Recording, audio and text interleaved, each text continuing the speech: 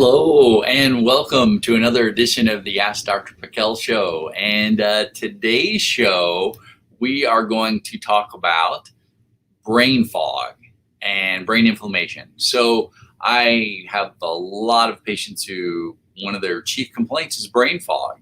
And what does this mean? I mean, if you have it, you kind of know what it feels like, but what is it really about? What is this brain fog feeling that people get, and why do you get it? And what can you do about it potentially?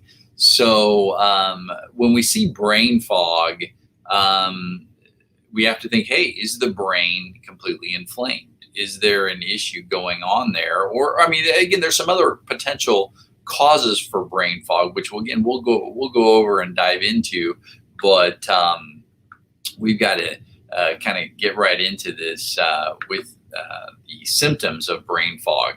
So let me see if we can switch over here. All right, so if you have brain fog, you probably have felt this way. You've probably felt, well, let's first at the top here, right, brain fog. All right. Okay. So within brain fog, the first thing that some people say, they'll say they have unclear thoughts. They're thinking or trying to think, and it's just cloudy, foggy. They're like, gosh, I can't really focus in or hone in. So unclear thoughts, which kind of goes along with this difficulty with focus. So again, you have a hard time just focusing in on something. You're easily distracted and you move from thing to thing and you're just like, gosh, I just can't focus in on this and get this one thing done because I got this, and this. And again, so difficulty with focus. And again, this really can be a combination of things when you have brain fog. It's not always just one of these. It's very rarely just one of these. The other one is slow mental processing. So you just feel slow. Everything seems like it's slowed down in your brain. You're trying to get something done. You're trying to maybe go on a calculator and add something up, and it's like, gosh, I can't even, put two and two together here. It takes a long time just to do a regular mental task. And then this is a big one, brain endurance or fatigue, mainly again, mental fatigue, brain fatigue. So the brain feels tired, lethargic. Let's put it this way, your ability or your thought processes or your ability to think, it's like, gosh, it just wears me out to think about things. It wears me out to try to do this mental task or project very easily. You might have one day where it's like, gosh, today I really got a lot of stuff done. I felt like I could really sit down, focus, hone in, and I got a lot of stuff done. And then you could have another day where it's like, I could sit here on this one sentence all day long or this one task all day long, and I just can't get it accomplished. My brain feels like I have no energy there. So, and that's a common one we'll see. Now this is interesting. This is also, like we just talked about, brain fatigue, but some people will notice it's more triggered by chemicals. So they'll say, hey, I went into work and they sprayed something today, or somebody's perfume, or somebody's burning some candle or something. There's something that just really, as soon as you smell that smell or you breathe that in, you're like, whoa, that really messed up my brain. It really fatigued my brain. It increased or caused the brain fog. So we see that commonly too. And it can be basic chemical things, or it can be more toxic things. Some people who are maybe outside a lot and they're around like herbicides and pesticides that were sprayed somewhere, even long distances away. So this can happen anywhere with chemicals. Another common one with brain fog is memory loss. So again, this can be short-term or long-term. Usually with brain fog, though, it's more short-term. It's like, gosh, I can't remember what I was supposed to do today, or I walked into this room to get something and I can't remember what it is. So this can also accompany brain fog quite a bit. And another one I'll see are headaches. And when headaches come with brain fog, they tend to be not your typical muscle tension headaches. It's not the kind that start in your neck or the back of your head and wrap around your head, or muscle contraction, muscle tension type headaches. They're not always even a migraine type. They're usually more of a generalized dull headache where, the head the whole brain feels just kind of headachy, and not as much of a pain, but more of I guess you could call it a dull pain or an ache or a feeling, just a general full feeling in the head. So these are the types of headaches we'll look for. Sometimes it can be generalized. Now, sometimes I'll see it where it's just more frontal, not really sinus, but deeper than that. So again, any of these can be the typical symptoms that go along with brain fog. It's just when you have it, it really can make you feel lousy. It can really make it hard to function. So let's get into a little more of what can cause this. So brain fog, or let's even say brain inflammation, which is really what this is caused by some immune system cells in the brain called microglia. So there's these cells in our brain. Microglia are a type of glia cell or glial cell. And these glial cells, let's put it this way, for every brain cell, typical neuron in your brain, there's about 10 glial cells. And so really about 50% of all of our nerve cells in our brain or more are caused by our glial cells. So they're a big portion of our brain. Let's put it that way. So very important. These glial cells do different things. There's different types of glial cells, but in particular, these microglial cells are part of the immune system in the brain, and they're involved in kind of keeping the house clean, I guess you could say. So we need them, but when they're overactivated, they can be problematic. So how does this happen? What can activate them? What can cause these types of problems? So, well, in fact, we'll get into that. Let's kind of talk about the mechanism here, because then we can say how does it go wrong? So these microglial cells, when they see a bad guy or a toxin, let's say an infection or a toxin, usually it's going to be more of a toxin in the brain. We hope to not get a lot of infectious agents in our brain, and that's not as common as toxic agents such as heavy metals and chemicals. So when these things get into our brain, these microglial cells make neurotoxic chemicals. They make them themselves. Now, again, these are our body's own neurotoxic chemicals, let's say compounds instead of maybe chemicals. And we need these because these are the things that help get rid of bad stuff in our brain and dead brain cells. So we need these neurotoxic chemicals to be released. And then the thing is, though, is once you release these chemicals, if they're being released a lot, or being triggered by something that we'll talk about here in a minute, then that actually triggers more microglial activation. So it's like this thing that can easily go out of control. Once this process starts, it again just starts the more neurotoxin.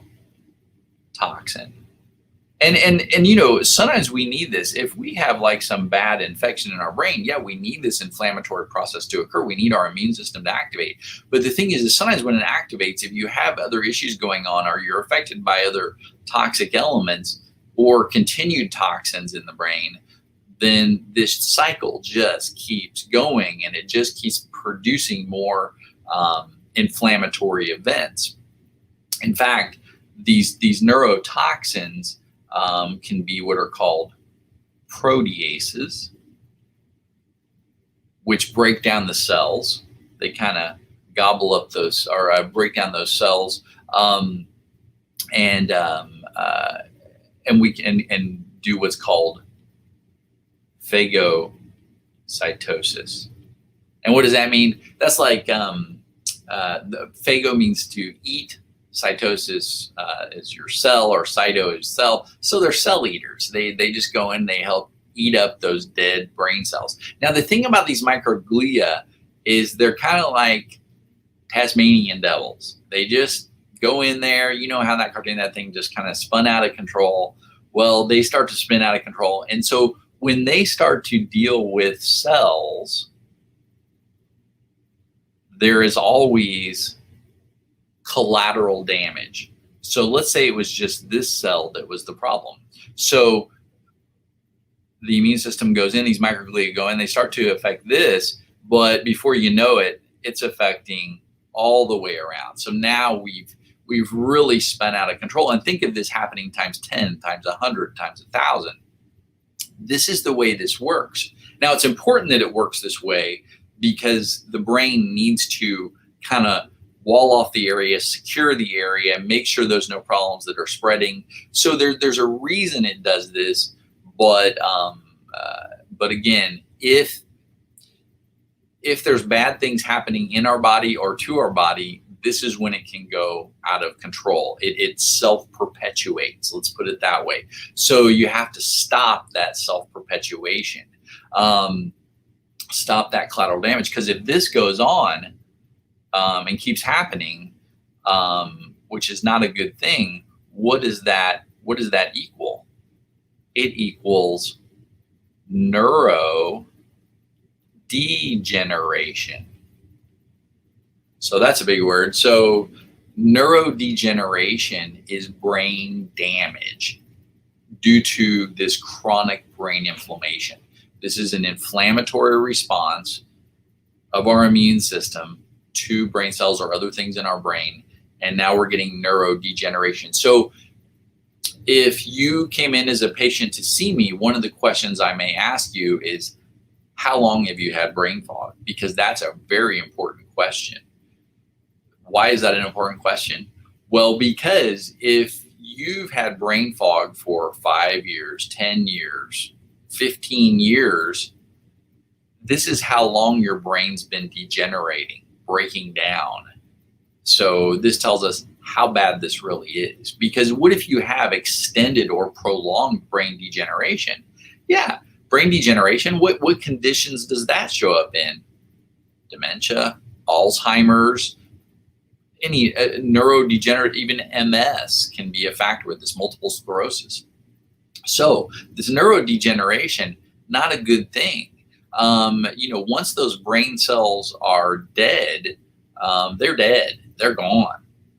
Now, the great part is that our body has a ability to rewire and change, and we call this neuroplasticity. But can neuroplasticity occur very well? Can you rebuild or rewire if the house is still on fire? Not very well. We want these brain cells to rewire if you get enough damage, because then the brain actually can adapt and come back to functional again, which is amazing how it works. But if it's on fire still, if this cascade of inflammation is still occurring, you can't be very plastic, we call it, meaning this rewiring process in the brain. So we have to halt this neurodegenerative process. Now, what can really promote this neuroinflammation? Let's see if we can clear the screen here and get a little more room. You gotta love technology. All right, there we go. All right, after you press it a bunch of times. Okay, so neuroinflammation. what can really get this inflammation going? So there's a few things, definitely. Now, one of them can be infection. Now, this could be infection directly in the brain or infection in the body that has affected the brain. So it can go either way. I would say another thing here that can affect the brain is if you have anemias, like iron deficiency anemias, B12 anemias, folate anemias, any types of anemias are going to affect oxygen to the brain. So anemias, blood sugar issues. Now this is where it gets important. Because the anemias, yeah, you decrease oxygen to the brain, yeah, you're going to lower function. You get less fuel to the brain. Now, this can create a brain fog scenario. Now, this isn't really inflammatory, but it's going to decrease oxygen to your brain. It can cause a brain fog scenario. But again, a little different perspective there. Now, blood sugar issue, same thing, we're decreasing fuel, but the blood sugar issue important in that, especially when it comes to diabetes. So when we look at the research now, what are they calling dementia and Alzheimer's now? The key word in the research now is diabetes type 3. Wait a second, what? You mean my blood sugar issue can cause these types of issues? Absolutely, because every time you eat, if you have diabetes, you get insulin surges. That means your pancreas makes tidal waves of insulin to try to get blood sugar into your cells. Insulin is toxic to your brain. It's toxic, especially to your blood-brain barrier. And this can promote this whole process. So the thing is, with any type of diabetes, especially diabetes type 2, this diabetes type 3, this is dependent upon you. This is dependent upon you taking control of your health and taking a step back and saying, wait a second, I've got diabetes type 2, I've got diabetes type 3, I need to change my life. I've got to change it, especially this is a lifestyle disease, meaning you got to change your diet in a big way. You've got to get your health going in a big way, exercise, things like that. These are radical changes that have to occur to avoid this. So, and we have to take that pretty seriously, especially with the amount of cases of Alzheimer's and dementia that are on the rise right now. We can't, the thing is people don't often go for care until it's already turned into a full-blown condition. Now, you got to catch it before that. That's what really all this is about, is more prevention in the first place. So blood sugar issues are major thing here. Another thing, concussion. And when you have a concussion, which really means a bruising to the brain, a trauma to the actual brain, this doesn't have to be you went unconscious. Some people think, oh, you only get a concussion if you got knocked out. No, a concussion can occur from you just hitting your head on something or multiple times hitting your head. Of course, we see a lot of concussions with sports, but there's many other ways you can get concussions. And once you get a concussion and once that sparks that inflammatory process in the brain, some people get a concussion and symptoms go away, after maybe a couple weeks, they feel better, everything's good again, brain fog's gone.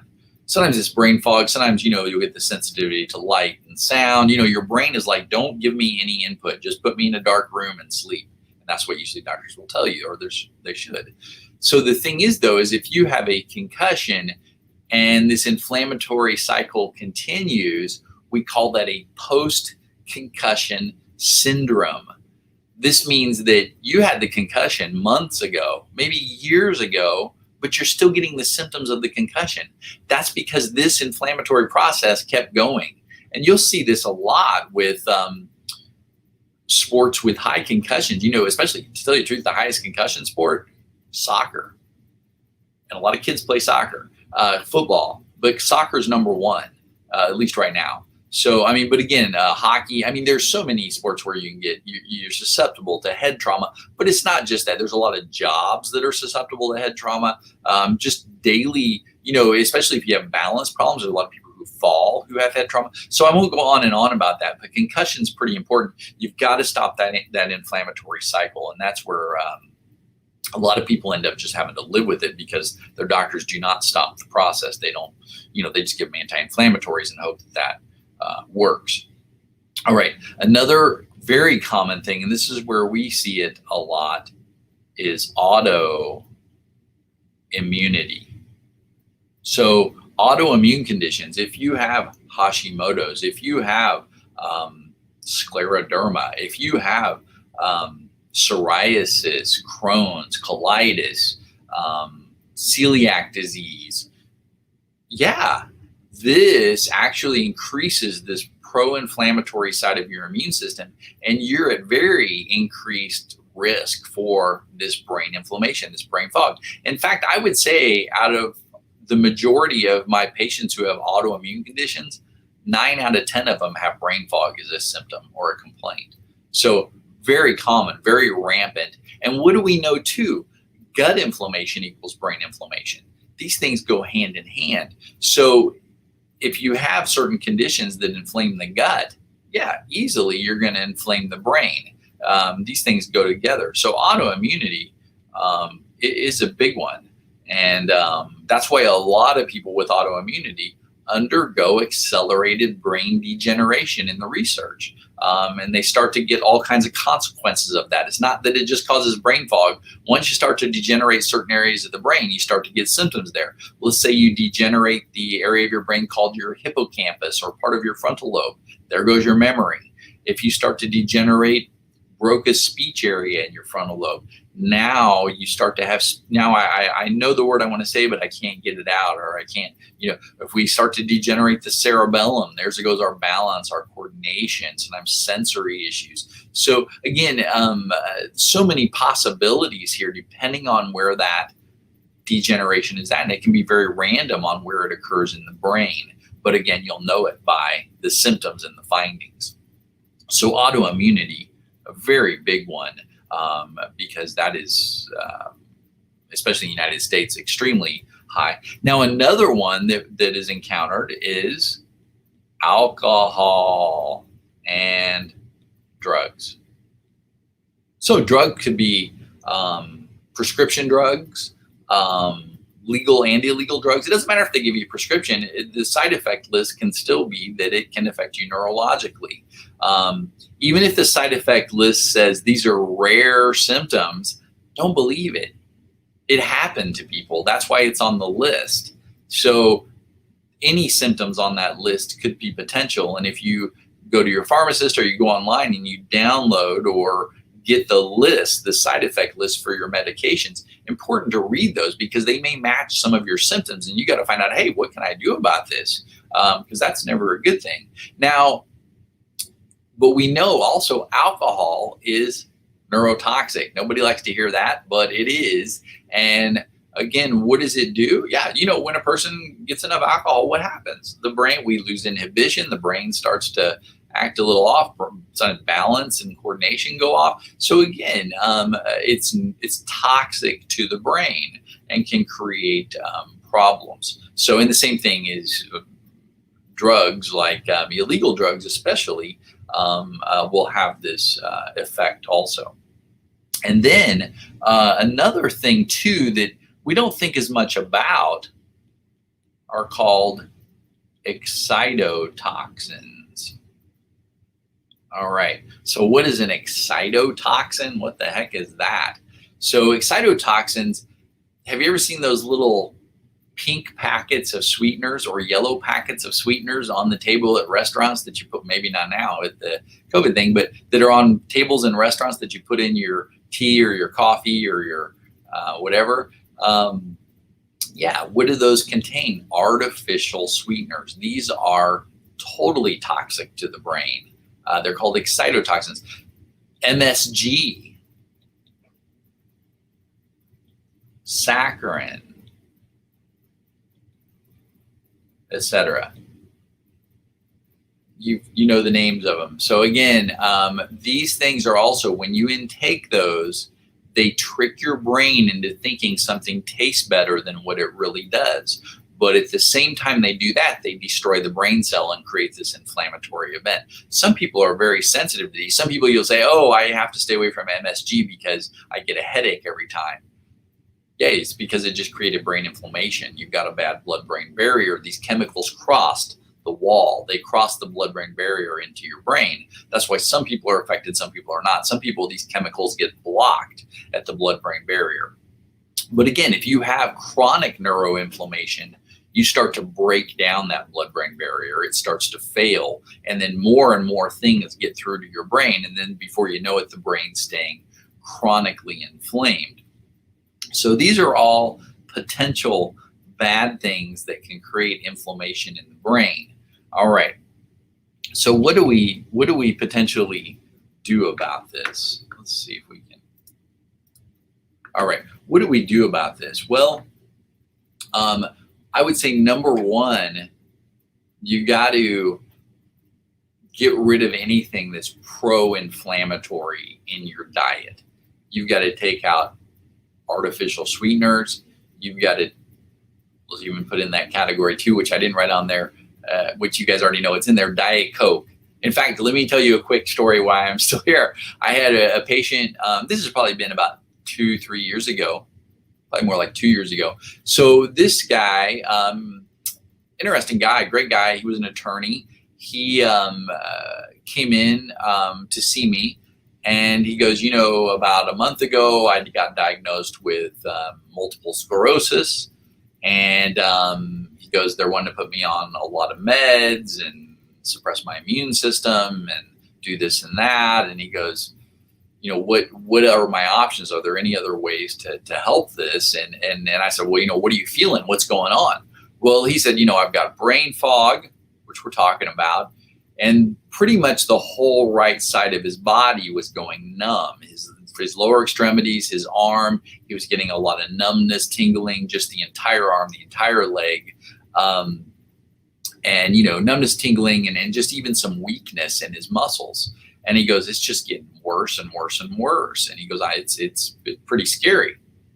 So we started to look into his history and some of the information that he sent us. And then I asked him a few questions about his diet and things too. And I found out he was drinking a lot of diet soda. In fact, he was going through probably maybe a couple of cases of diet soda per week. Yeah, a lot of diet soda. So, and you know, nobody had ever talked to him about that. He never thought it was ever an issue. So I said, stop the diet soda. You got to stop now, stop it all, get it gone. And so he did. He stopped the diet soda. And within about 2.5 to 3 weeks of being off all diet soda, his symptoms started to go away. Pretty amazing. So yeah, he had a lot of symptoms of MS. Again, MS is hard to make a diagnosis. It's kind of a diagnosis based on symptoms. Sometimes things will show up on an MRI. But you know, just by taking away these neurotoxic compounds from his system, that resolved pretty much everything. And the guy bounced back and pretty fantastic. So again, changing your diet, changing these toxic things that come in, or even stopping alcohol or drugs, all these things are compounding your problem. If you have diabetes, you got to get it under control. This is your personal responsibility. You have to take control of your health. People won't do that for you. Your doctor won't do that for you. If you have diabetes, yeah, you just get drugs that help to increase insulin in your body. These are not going to prevent or solve anything. In fact, if you take certain drugs for diabetes, they'll say, hey, when that one stops working, then we'll just start injecting insulin. So again, you know, it's this kind of road that just keeps going. And so you got to step back and you've got to take control of your diet, your exercise, your health. These are all very important things.